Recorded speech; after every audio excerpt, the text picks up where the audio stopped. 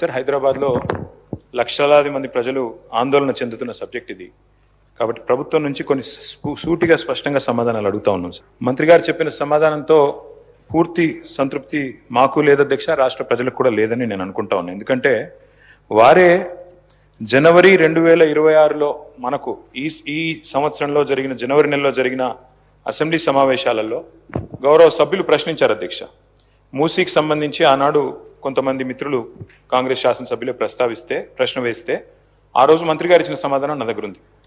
అందులో మంత్రి గారు ఏం చెప్తారంటే, అధ్యక్ష, ఈ డిపిఆర్ ప్రిపరేషన్కే ఒక మెయిన్ హార్ట్ అనే కంపెనీకి ఇచ్చినాం. ఇక ఆ కంపెనీ గురించి కూడా నేను ఒక నిమిషం చెప్తా సార్.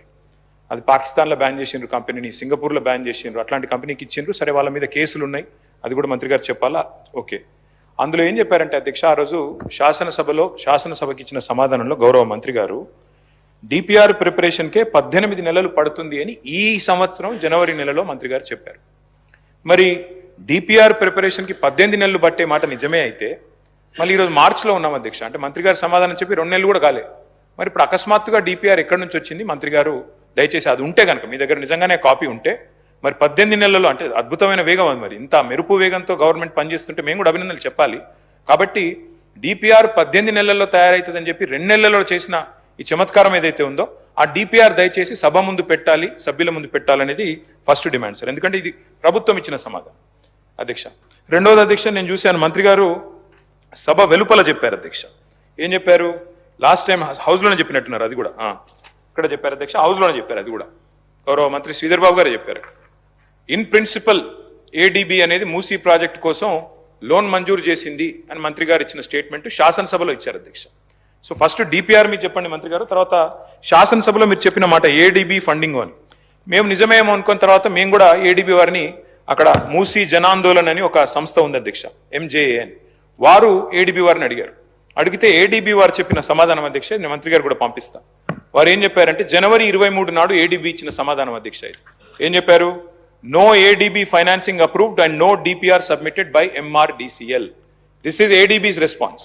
ఏషియన్ డెవలప్మెంట్ బ్యాంక్ చెప్తున్న మాట ఏంటంటే, తప్పు, ఇన్ ప్రిన్సిపల్ అప్రూవల్ లేదు, ఏ అప్రూవల్ లేదు, ఇంతవరకు ఏడీబీ అప్పే ఇవ్వలేదు అని చెప్పి కుండబద్దలు కొడుతూ మాకు డిపిఆర్ సబ్మిట్ చేయలేదు, డిపిఆర్ సబ్మిట్ చేయండి, పైసలు ఆడికి వెళ్ళిస్తామని చెప్పి ఏడీబీ చెప్పిన మాట నేను మంత్రి గారికి పంపిస్తాను, వారు చూసుకోవాలి.